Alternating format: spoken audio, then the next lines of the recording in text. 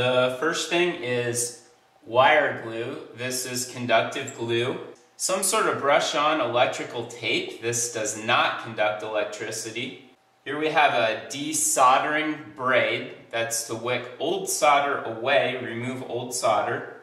And of course we have new solder. I have a small gauge single strand wire here. Either our 1997 through 2000 Corvette tire pressure sensor. The battery for those sensors is a coin battery. It's a 2477.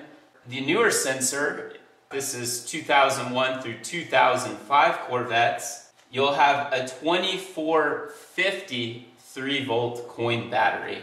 Shop towels or paper towels to clean up messes. The first thing I've got here is a digital multimeter, a set of electronic screwdrivers. There's both Phillips and flathead screwdrivers here.